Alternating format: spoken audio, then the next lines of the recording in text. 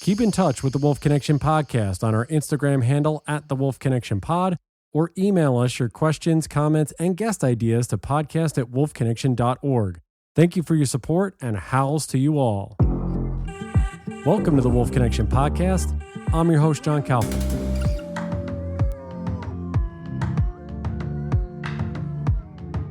We always love when people contact us or reach out to us, and it's kind of like a little public service announcement, I guess, before we begin with my guest here. But so anything that you guys have for us, just reach out on Wolf Connection Pod on Instagram, email us at, I think it's podcast@wolfconnection.org.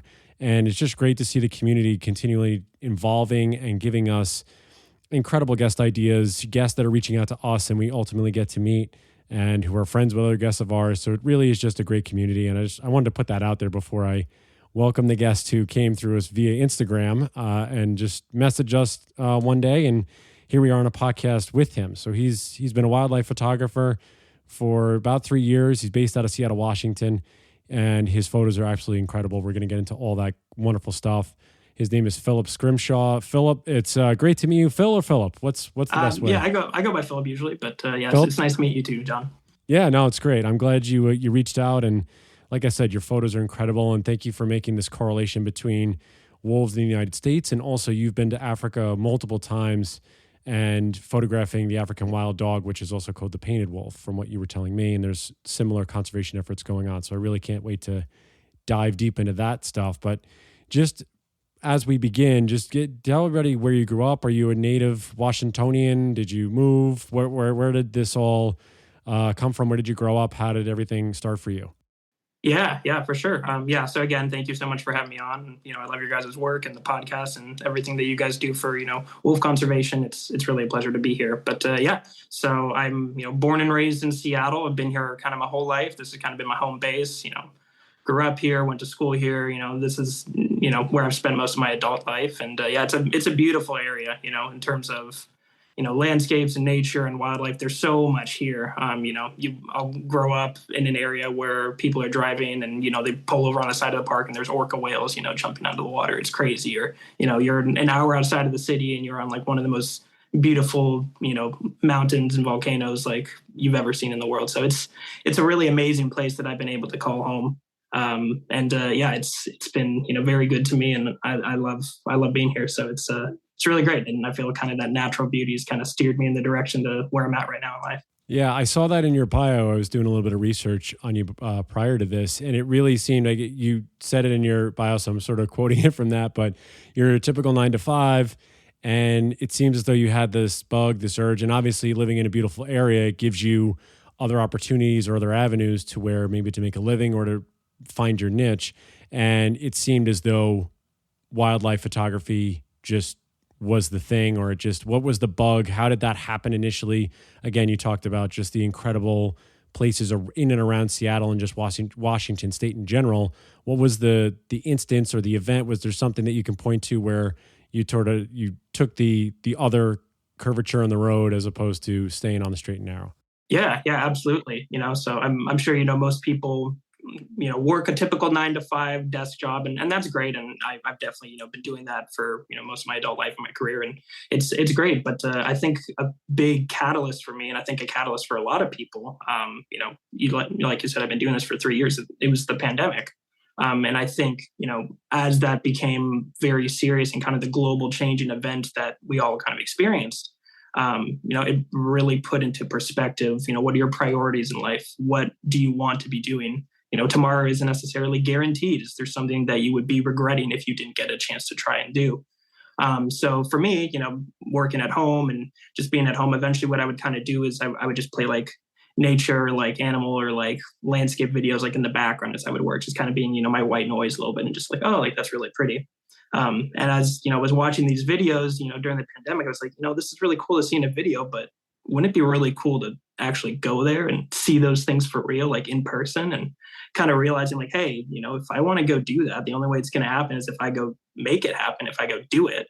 I was remembering that I was reading an article once that, a lot of different, places are so dependent on tourism to fund, kind of the conservation of, wildlife in different areas around the world. And, because of the pandemic, once all those tourists went away, there is a significant threat and jeopardy of, some of this wildlife potentially going extinct because there was no rangers there to protect people. There was no income, for some of these national parks. And so it's like, hey, there's a chance that, these animals may not be here, in 10, 20 years. If I don't go see them now, they may not, be around.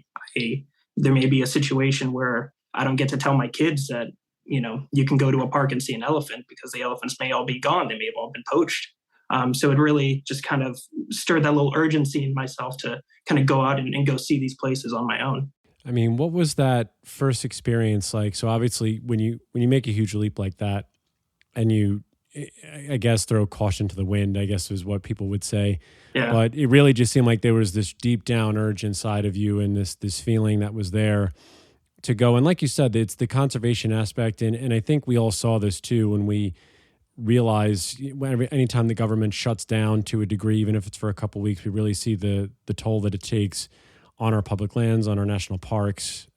People, I think, saw like when it was shut down and Joshua Tree got, completely filled with garbage and litter. It was a bad situation. So I hear you with the conservation aspect, and I love that that's part of your drive to go do these things. When you were in Africa for the first time, what was that like? And I've never been, and I've heard beautiful stories about it. But when you get onto those, I guess you took a safari, or what was the first experience like, and how did that sit with you to then really take the next huge leap, which was buying the equipment and doing all the things you need to do for photography? Yeah. So, I did. I just kind of signed up for, your stereotypical safari that, many people around the world have done. And that's not to, trivialize it. It's obviously a very significant type of travel. So, it was really cool. And, I get there and you're like, whoa, like I'm about as far away, from anywhere as I've ever been before in my life. Africa, we say Africa as if it's, kind of this one place, but it's, the second biggest continent on earth. And in many ways, the places that you go there are as remote gets. I've been to, places like Yellowstone, but, I could drive an hour away and I'd reach civilization. There are places in Africa you go, you're not finding people for days. So it's, once you're there, it just kind of hits you like, wow, like I'm in Africa. And, once you kind of get in your first safari and you're kind of going out there and you're like, oh my gosh, like that's like a giraffe. I've only seen those in zoos and now I'm here and I'm seeing them. And it's emotionally, it's overwhelming. And initially, when I first planned that trip, I thought, okay, I'll get a camera just to have some nice pictures because, who doesn't want to have nice pictures of, animals from a safari? And so I kind of bought like a very like entry level camera and lens and thought, okay, this will be kind of nice. And as I was kind of going, I was realizing, as the days were going on that first initial trip, I was like, wow, like this is kind of addicting, like getting to the position for like the shot.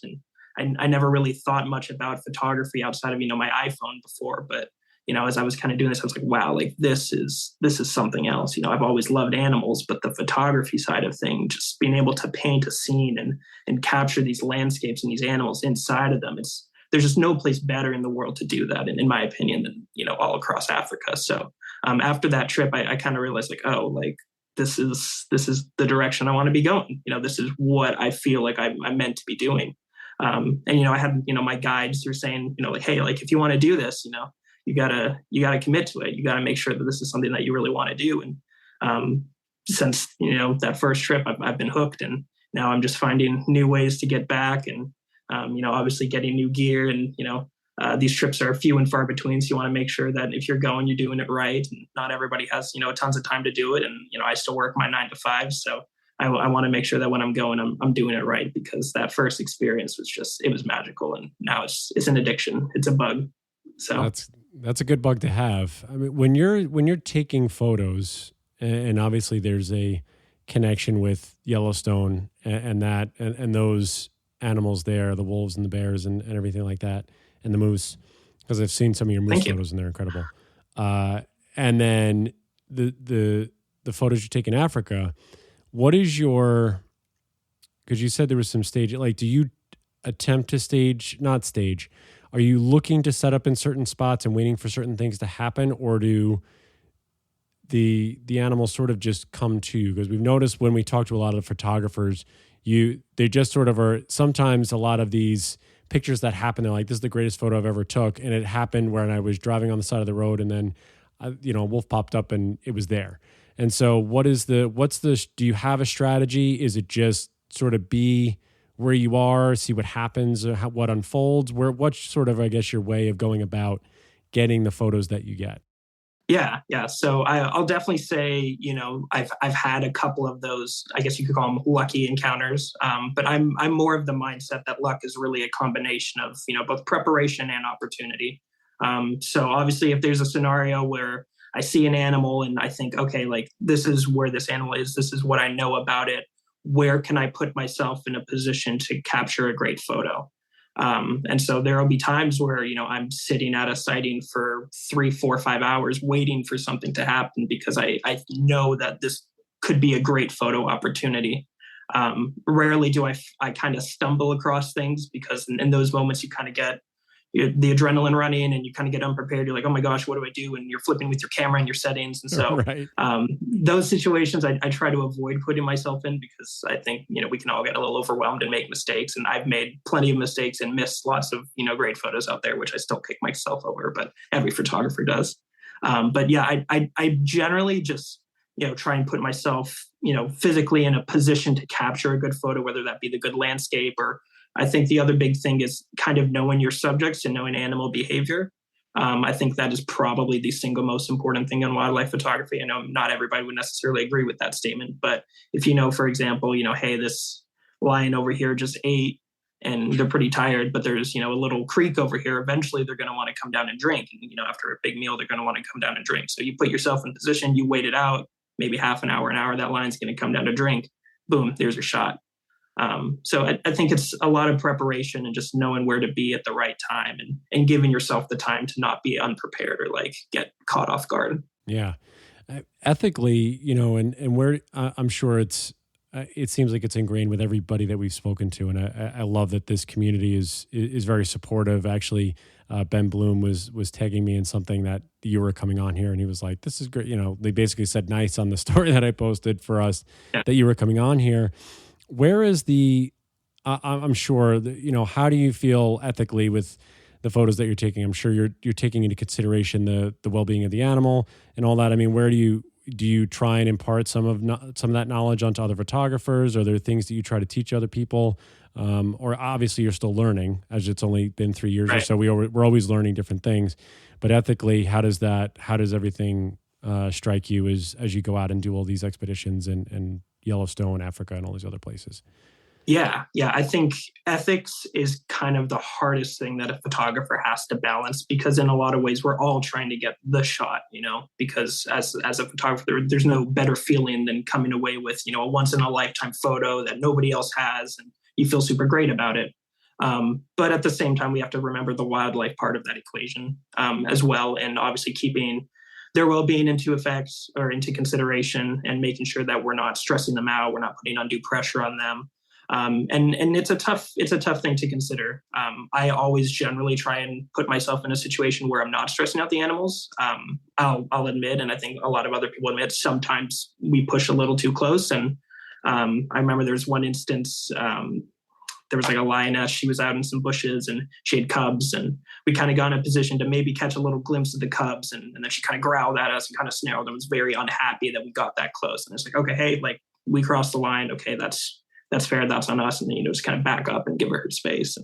And I think it's definitely an issue that you see happen a lot in Africa. I think that there's a lot more people coming in tourist wise and specifically photographer wise. And so there's a lot of people coming in and they all, spending lots of money and they're on the safari and they want to come away with the great shots. And so sometimes you see these videos on YouTube of just like 20, 30 cars, in a circle surrounding animals, just trying to get a good photo. And you just kind of sit there and you're like, man, like this is just wrong. And you just want to just leave and not be part of it. So I generally try and avoid situations like that where, there's so much pressures on animals. And again, in Yellowstone, everybody can attest to what happens, when somebody sees like a grizzly bear, and then suddenly it's a bear jam. Right. You have 50 cars and everybody's out with, their cameras and their gear and rangers try and facilitate those, situations as much as they can. But we also have to remember, okay, if this bear has cubs and she wants to cross the road, we don't want to be in a situation where we're causing her stress or we're impeding her path or anything like that. And especially so for wolves as well, when you have 50 people on a ridge line and you see the wolf wants to cross the road, maybe don't go and park your car right in the middle of the way where the wolf wants to cross. So it's definitely a fine line to balance, and I try and be as ethical as possible. I never bait anything. I never play sounds to get a reaction. I know some people have done that, and that's pretty crazy. Yeah. But just try and give as much respect and space to the wildlife as possible. No photo is worth causing them stress. I feel like that gives kind of like a black mark on your photo. And yeah, you can show it off, but you're in the back of your head. You're always going to know, like, yeah, I pushed a little too far just to get that shot, and I don't really think that's worth it, in my opinion. And that's fair. I mean, there's a lot of and again, we're talking about things that there's a lot of people out there that are doing it, and in terms of taking photos, I'm not saying people that are baiting and things like that, but it's good to know that, like I said this with pretty much every photographer we've had on. It's great that there's this, again, community. There's sort of a watchdog type attitude where people are looking around, making sure that trying to be good stewards of people and also the animals first and foremost, and then the people that are there, just to really communicate with them and say, hey, let's give the animals space to understand, hey, there are some cues that they're giving us. Let's back off or do whatever we need to do. So it really just seems like the photographer community at large, it seems, at least from the ones we've spoken to, that is a hardcore lesson and informational driver that they give to everybody out there, is that, hey, we're going to be we're going to do this ethically. Whether we get the shot we want or not is really sort of secondhand. So it's good to hear that it just continues everywhere. I want to talk about the painted dogs or the painted wolves that you mentioned, and this will obviously correlate to the wolves in Yellowstone that you also take photos of. So just give everybody, I guess, a background on, is it the painted dog or the painted wolf? I know I saw both things online. What is it typically called in Africa? Is it mostly painted dog? Yeah. So again, there's kind of a bunch of different names. They've gone by, African wild dogs, painted dogs, right, painted wolves, Cape hunting dogs. I think kind of the trend now is just trying to refer to them as painted wolves. Generally something like wild dog, and that's what they're more commonly known as. That has a bit more of a negative connotation, and they have historically kind of been viewed more as like varmin. In that, sort of negative light. So they're going under a little bit of like an image rehab. And so I think there's more of a concerted effort to call them painted wolves, but I'll admit I, colloquially will refer to them as African wild dogs as well. So there's no real right or wrong answer. But just I guess for the purpose of this conversation, we can obviously just refer to them as painted wolves. And they're pretty cool. Yeah, no, they're very cool. What are the efforts like, I guess, conservationally, the things that you've, because you brought this up in your message to us, and it really stuck with me that clearly there's this correlation here. What's the plight of the painted wolf over there, and why is it treated like vermin? If you have a little bit or any history about it and what the deal is, tell everybody who's listening here, because I didn't do that much digging on it, so I figured I'd give you the floor to explain it a little bit more if you have the opportunity. Yeah, absolutely. So I said they are referred to as painted wolves, but they're not genetically related to the wolves that we know. Right. So they're not Canis lupus by any means. They're kind of their own genus called Lycaon pictus, which is kind of Greek and Latin for like painted wolf-like creature. So they're a very unique kind of subspecies of canine, but they're incredible. They're just amazing animals. Again, like wolves, they kind of face some of the same persecutions that, we see here in the United States and Canada, where generally, they have a tendency to be viewed in a negative light for going after like livestock, particularly in, sub-Saharan Africa, where a lot of people who live on kind of the borders of, these natural wilderness areas where these animals live, they're frequently coming in contact with wildlife. And so a lot of times you have conflict between those two different groups, and painted wolves are very much an easy target, because they're not, big and threatening like a lion, and they're not like a giant elephant or something. They're very, they're kind of small. They're kind of in your 70-pound range. So they're like a very big dog. They're not quite as big as a wolf. They're slightly smaller, but, kind of that size makes them relatively easy targets for human wildlife conflict. The other big thing about them is that they just require huge amounts of space. They're pack animals like wolves, and you'll have packs of 10, 12. Sometimes you get up to packs of like 20 or 30, like some of the big packs that we see in Yellowstone. And when you have packs this big, they just need lots of space. And the problem with that is, Africa is currently going under a huge amount of population growth. And I say Africa, kind of as a continent, but, there are individual countries which are seeing huge growth. So like Kenya, that first country that I visited on safari, they have about 50 million people in the country right now. By 2050, that's going to double. So they're going to double in population in the next 30 years, which is like a crazy thing to think about, because where are all those new people going to live? They can't all just live in the city and, skyrise apartments. They're going to spread out, much like, people, did in population growth in the United States. So, those people are suddenly going to be living closer and closer on the edges of these wilderness areas. And a lot of times people think, oh, all these animals, they just live in their national parks and they're fine and they're happy in there. And the reality is that's not true. Most wildlife don't live in national parks. They kind of live in these, these natural areas where people live. And so you have all these people suddenly moving out into areas, and suddenly you're going to be encroaching on wildlife that has historically been there. And as that population grows, those people are going to need to eat. So that's going to cause more people needing to raise cattle, raise goats, raise chickens. And those are the sorts of, prey that are easy pickings for painted wolves. And so that's going to put them in huge conflict with people. So right now their population is kind of estimated about 6,000, which is a huge drop. That's almost halved in the last 10 plus years.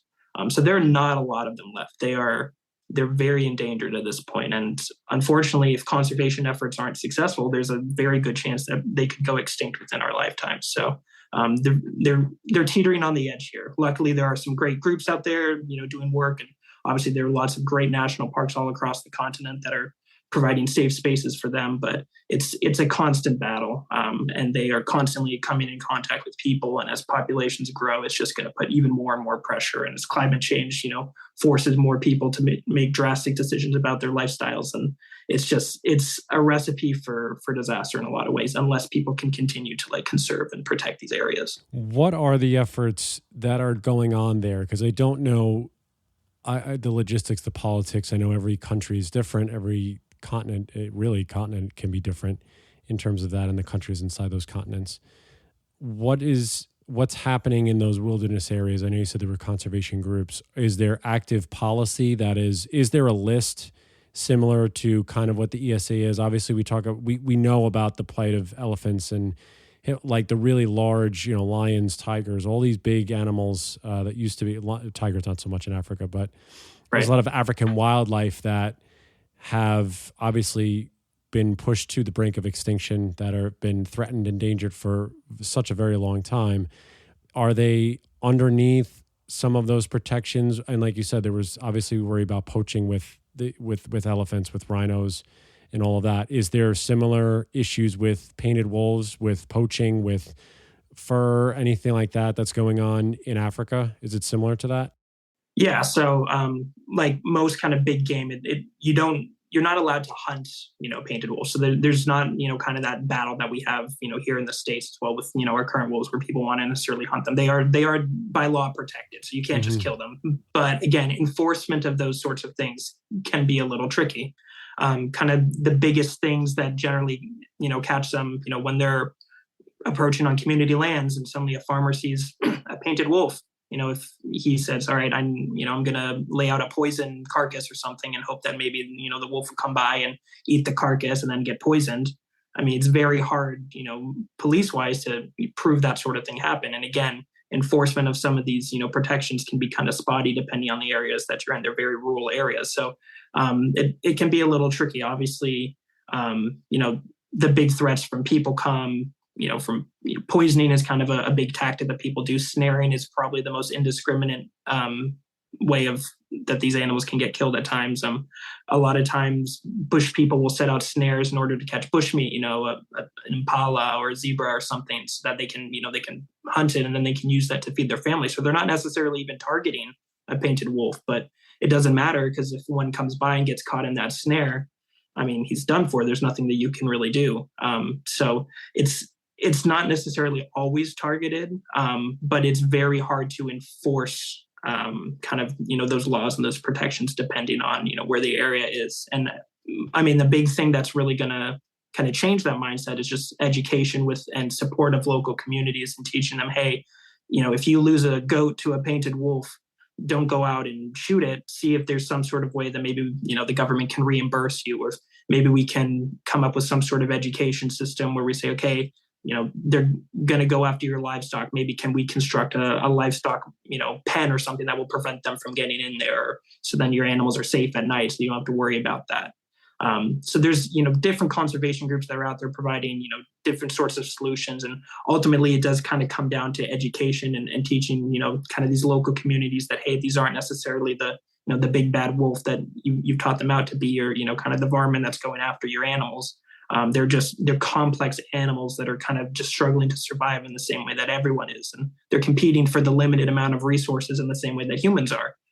So I think community outreach and education is kind of the biggest way that people can kind of support conservation efforts for them. I mean, when you do that, because again, some of your photos that you have of these animals are really beautiful and they look incredible. Is that part of the way that you yourself, or even some of these other groups, are trying to get that information across? Is that, again, like, it seems as though they're very opportunistic, just like wolves are, right? They're going to, if I think somebody was saying something to the effect that, if you look at, if there's dinner sort of just sitting there for you and there's not a whole lot of effort that goes into it, we're going to take that meal over the meal that we have to go and hunt. And it really just seems that that's a lot of, predators are opportunistic. They have to eat. And so it seems like a lot of the same parallels that we see here in the States, especially when you were talking about the snaring and trapping, right? Because it's usually indiscriminate killing. We never know what they're going to get, especially here in the States. I'm sure you know this, obviously being in and around Yellowstone, whenever you go, that, domestic dogs, sometimes people get caught in these traps. Sometimes, cougars and bobcats, all these other animals get caught in these snares when you're trying to search for a certain animal.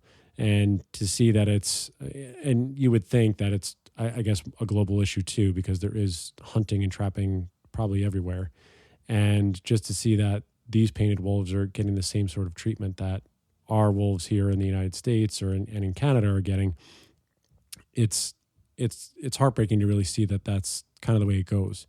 And so with education information, what are these groups doing? Are they holding town halls? Are they doing, and then that's if you know this, I don't know. I know I'm asking you these questions, but you let me know what you can answer. Again, like I say, pamphlets, is it information sessions? Is it just people going door to door? How are they trying to combat this rural urban, and I say that just because I can relate it to here in the United States, in Africa, and these individuals who are raising livestock for people to eat and helping them with coexistence measures? Is that something that's on the table? Building fencing, lights, things like that? Yeah. So I think obviously getting their message out there is probably the single most important thing that, us as photographers that we can do. I share my photos, and a lot of times people like, I've never heard of this animal before. I've never even seen this animal before. I mean, like I said, there's only between 5,000 or 6,000 left of them. So it's not unheard of for even people who live in these communities to have never seen one before in their entire lives. There's just so few left. And so obviously, when if a farmer sees one, he may think, oh, wait, what's that weird looking hyena thing? Or it kind of looks like a jackal. Like, what is that? They don't always necessarily know how to approach it. Is it a threat to me? Is it dangerous? Can it kill me like a lion? Or is it, kind of something that will just be scared away by humans? And so obviously, getting, their information via photography is very important to me. And if I can show that to people around here as well, in the States, and, my audience around the world as well, those people suddenly become educated on, these animals, and they can, tell their friends, and they can tell their friends. And suddenly you tell, a very wealthy friend who might be able to help fund some conservation work. And it kind of just goes around. And the reality is like you said, everybody kind of knows about the plight of like elephants and rhinos, and millions of dollars go into, their sort of conservation.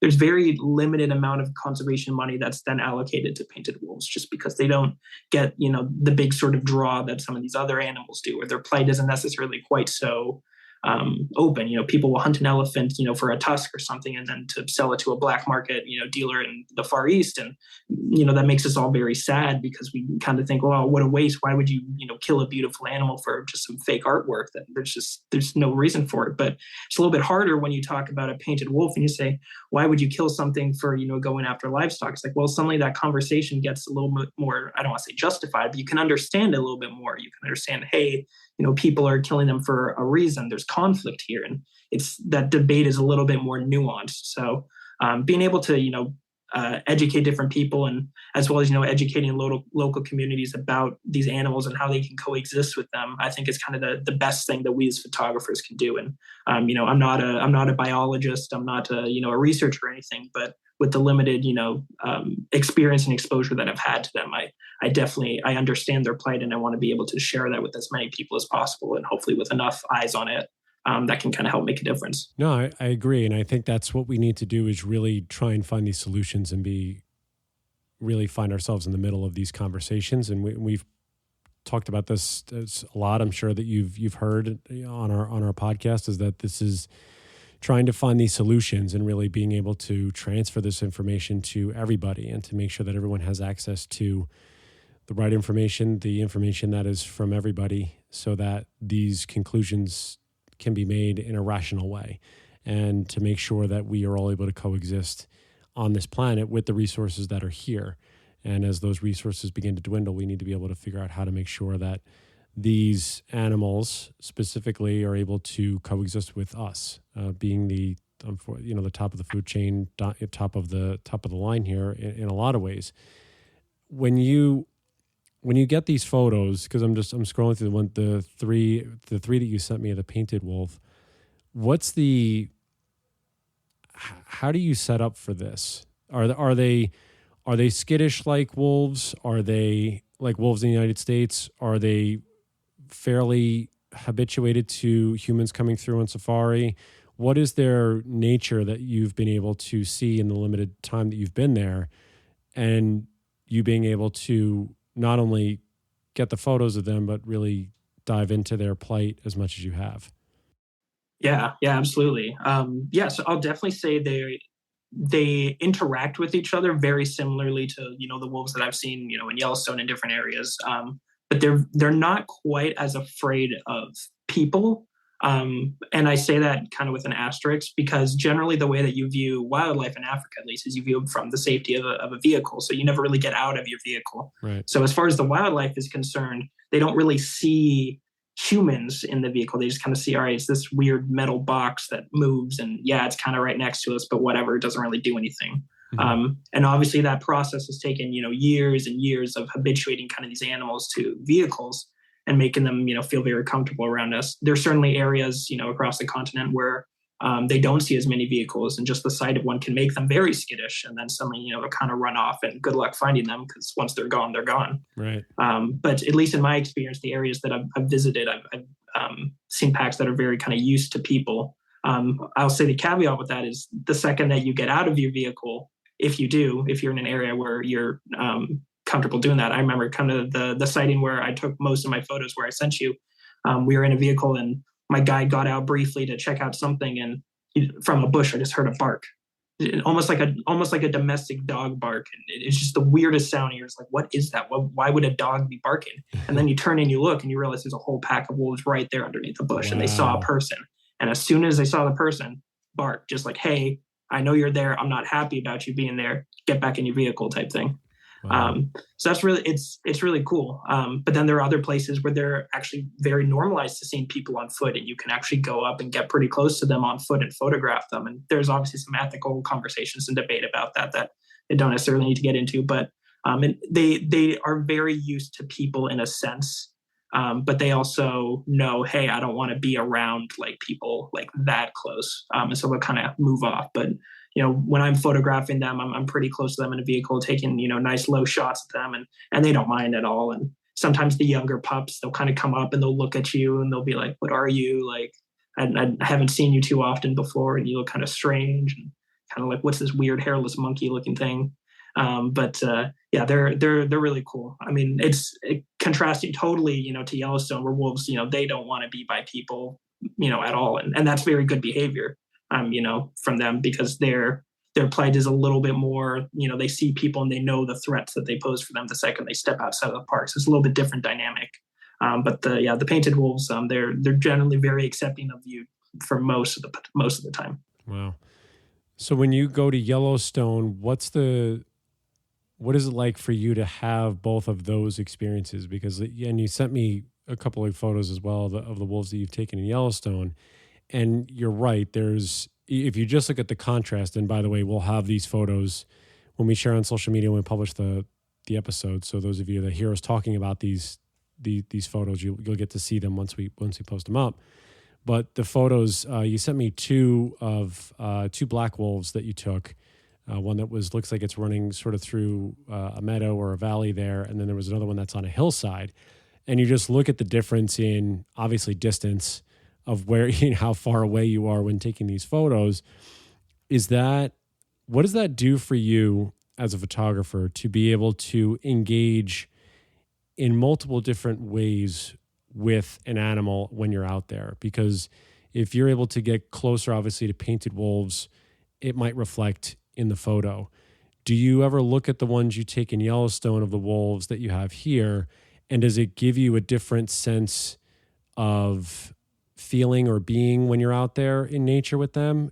How do the experiences differentiate with you when you're putting something together and taking these photos and then seeing the final product?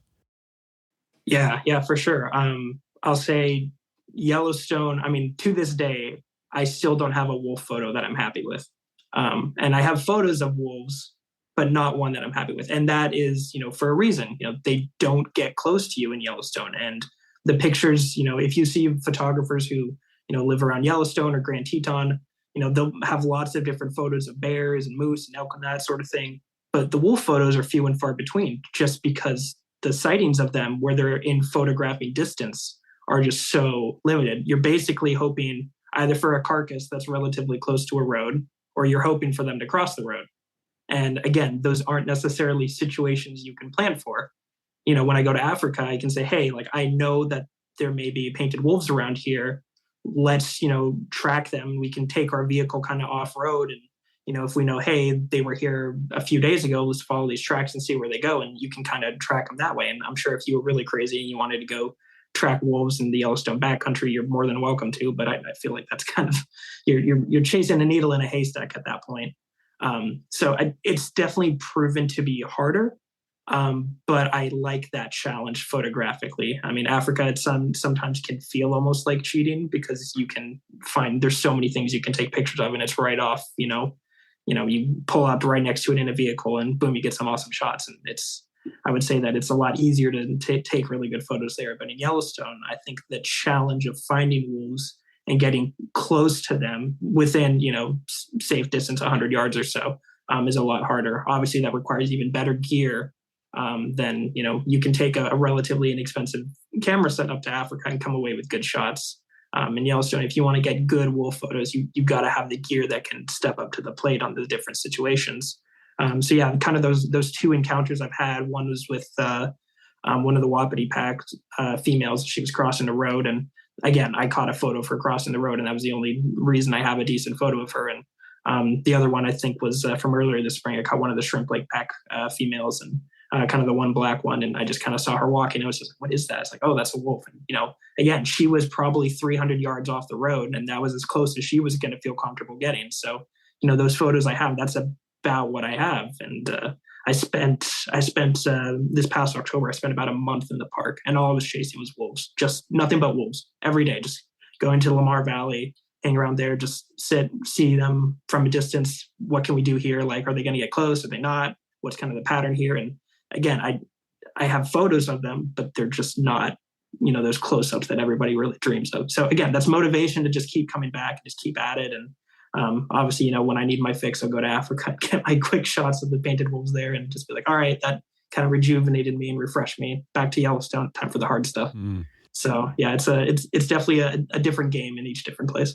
When you're in Yellowstone, is there any ever feeling of just really being with those animals as opposed to the challenge of getting the photo? I wonder if there's any point where you sort of sit and look around and you're like, wow, I'm just here, and whether I get the shot or not, I'm just in this wonderfully different place, because it's the extremes that I'm sure that you see between going to Africa and then you come to Yellowstone in terms of the way the setups are. Does that ever cross your mind, or is it simply just about photographic, getting like the shot you're looking for? Where does your mind, your body sit sometimes when you're in Yellowstone, as Oh opposed to yeah, Africa? yeah, absolutely. I think kind of the big thing is that when the wolves are kind of off the distance in the valley, which is what most sightings tend to be, you realize, hey, there is no photo here. Just like sit and watch and admire the fact that there are wolves here. In a place where they were wiped out entirely, and for generations there were people who came to Yellowstone and didn't see wolves because there were none left. So obviously you can't help but feel that sort of special connection with them when you realize their story, and realize that you're seeing this animal here behaving in its natural environment. And it's a really special thing, especially I know the big thing for me is once the light gets really low and there's no time for photos, sometimes, you have some of the wolves howling, and you just kind of sit, you put your camera down, you just listen to wolves howling, and you're like, man, this is so cool that I just get to be here and get to hear that. And so that's a really special thing. Sometimes I find that harder to do in Africa, to just put my camera down, because I'm always like, oh, it's over there, I got to get the shot. So I find sometimes it's hard to put my camera down over there. But in Yellowstone, it's very much just like, hey, just sit, look at, enjoy the moment. And obviously, the camaraderie of everybody around you. Everybody knows the wolf watchers that are out there every single day, with their spotting scopes, scanning across the valley, just trying to find something. And for a lot of people, once they find wolves, everybody just shares their spotting scopes, and everybody's looking through and having a great time, and just to look at them. And you're like, oh, like how many wolves is it this time, like what numbers? And I don't know the numbers of all them. I know the packs, I don't know all the numbers of everybody. And they're like, oh, it's 1228. And it's like, okay, well, that's cool. So everybody's just like really excited, and I think that camaraderie really kind of enhances that experience. So but yeah, when I'm in a scenario where they're getting close, and I think, oh, like there could be a photo here, suddenly I'm like, all right, let's stop enjoying the moment and get ready for the shot type thing. But most of the time I'm enjoying the moment more often than not. Yeah, no, I get it. There's always a drive to get the shot, and it's good, I think, to take that breath. And you just explained it, that you take the moment just to really, it seems like you get rejuvenation in two different places in two different ways. It's very interesting, because you go over there and you're rejuvenated in Africa by getting the photos, and sometimes in Yellowstone you're rejuvenated by not getting it. It's just interesting to have that correlation. It's pretty cool that you can have that in both sets of scenarios. When you're talking about the conservation plight, because obviously we know a lot of what's going on with wolves in North America, Canada, the United States.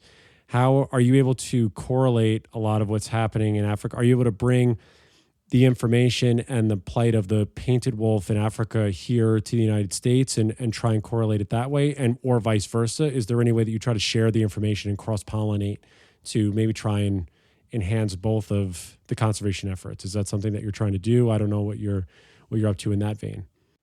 Yeah, absolutely. So yeah, obviously with my experience, seeing and photographing painted wolves, and sometimes when I'm sitting around at a wolf sighting in Yellowstone, you just kind of start and talk to people around you, and sometimes that topic of conversation comes up. And especially with the more Yellowstone centric people, everybody's familiar with the plight of wolves, especially kind of with the issues with them getting hunted outside of the park, and all the the different debates that happen around that. And suddenly you start talking to them about this other animal that behaves in a very similar fashion as the wolves here in Yellowstone, and they start to learn, like, hey, this is not an isolated debate. This is happening somewhere across the world. And it's you kind of start to understand, all right, maybe the other side isn't quite so, I don't want to say that not so bad, but you start to understand the other side, like, oh, these livestock people that are having their livestock taken by painted wolves, and the livestock people outside of Yellowstone getting their livestock taken by our gray wolves here. They're facing the same problems here. We're having the same conversation.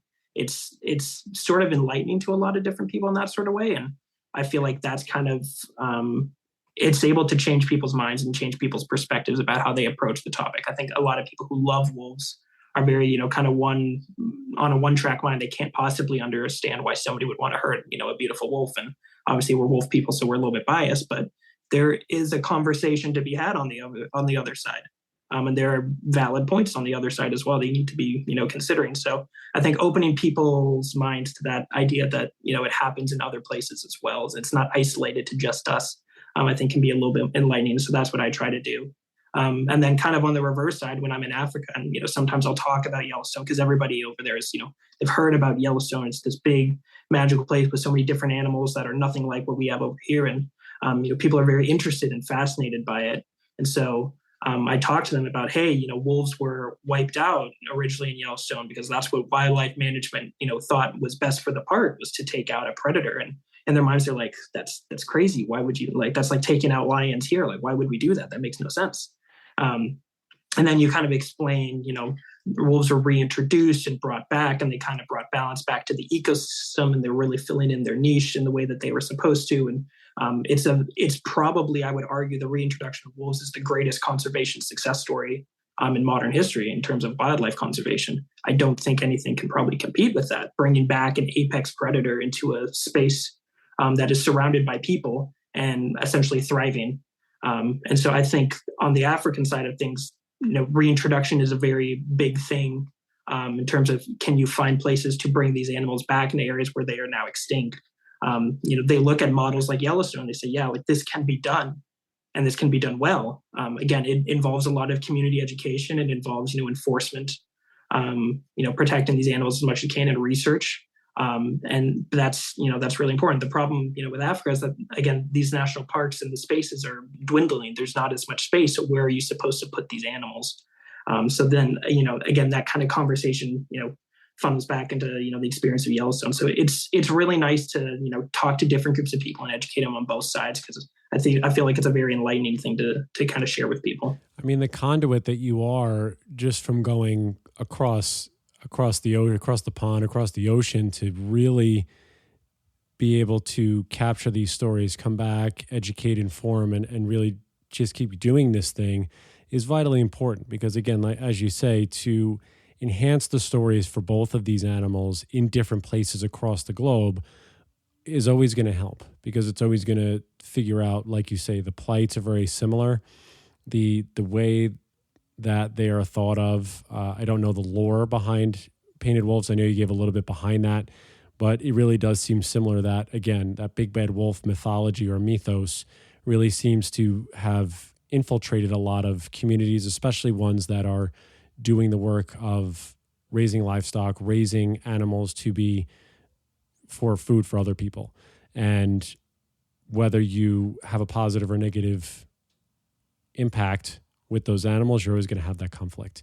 And it's a matter of how we deal with that conflict, and can we give the resources and the information to the right people in order to make those conservation efforts happen and help everybody do the things they need to do. And I think it's good to have people who are taking photographs or sharing the stories, because you are sharing stories. And that is, I think, a major thing that a lot of us as a species has been brought up by, whether it's through paintings, whether it's through things written on a page, and now via imagery, whether it's movies or photographs, that we tell these stories so that it can be shared more globally.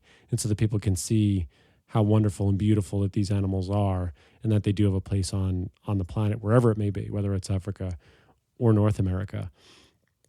If you were to give somebody a starter guide, what's the best place for them to learn about African painted wolves, and to really, if they want to go over, if they want to see them, what's something that they can look to, other than obviously your photography there, because you do have some beautiful photos there.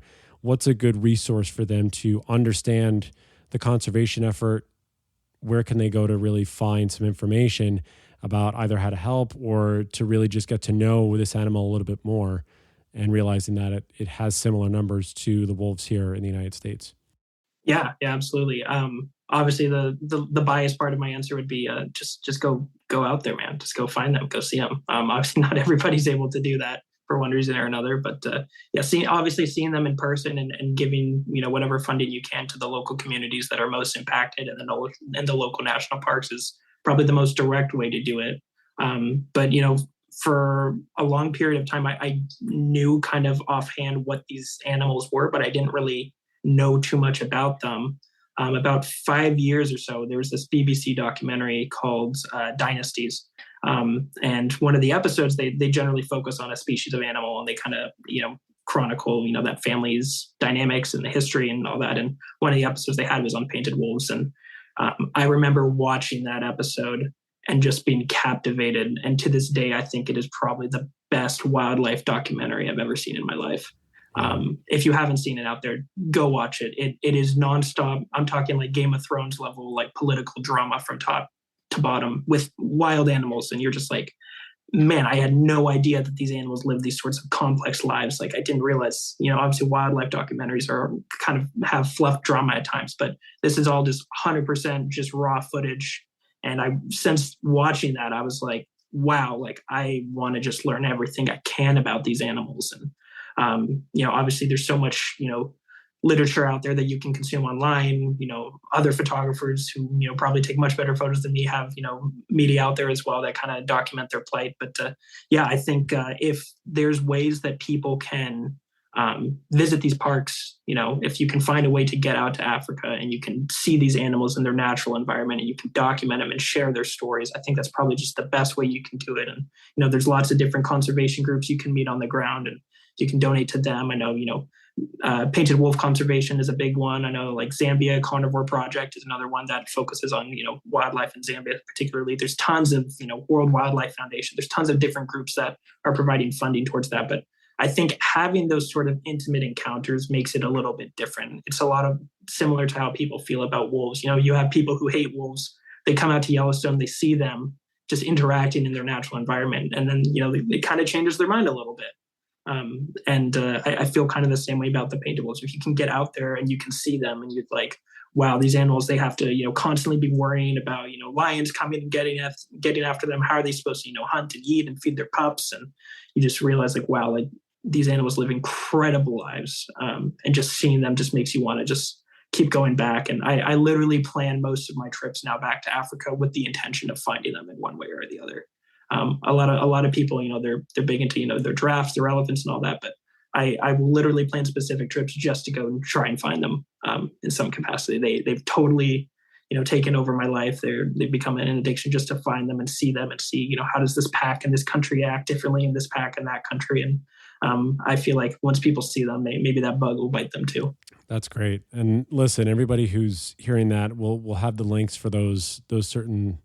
Obviously, for Phillip's website, for his photos, we're going to share for those organizations if you're interested in helping, and obviously any other. What Yellowstone, what organizations here do you recommend too? I know we talk about Yellowstone a lot, but what are some of the ones that you really like and that help out the gray wolves here? Yeah, I mean, obviously, I think Yellowstone Forever is kind of, the big one around the park, and they do a lot of great work. I also find not necessarily just, a specific group or anything, but going on like a wolf watching tour, like the the wolf tracking groups, people who just can go and support these communities and provide them jobs and say, hey, these animals have value if they're alive. I mean, they provide millions and millions. I don't know the exact number, but they provide millions of dollars of revenue to local communities of people who come to Yellowstone specifically to see wolves. I mean, I'm one of those people that I had never been to Yellowstone before, but my main drive to going to Yellowstone was to see wolves. And if the wolves were not there, I don't know if I would have that same interest to going into the park. So, the money that I spend, when I stay at accommodations, when I'm eating, at restaurants, and I'm essentially funding wolf protection and teaching these communities that, yes, like you can get business by having wolves here. Specifically when you go on like these wolf watching tours, it's like, hey, this is a local guy who may have decided to just be a hunter and, sit at home and he'd be quite content to go shoot a wolf. But now you're giving him a job and he can work as, as a tour guide and educate other people about wolves. And I feel like that's the sort of thing that is probably the most impactful that you can do. Is just, provide funding to these communities in any way that you can and teach them the value of having these animals alive. I agree with you. My last question for you, Phillip, is when you hear the word wolf, what is the thing that comes to your mind? I'll put a little two-parter in there. I'll say in danger. Specifically, I think that we look at the reintroduction of wolves in Yellowstone and we hear about such a success. I think that's where a lot of people leave the conversation. We brought them back. They're here now. It's great.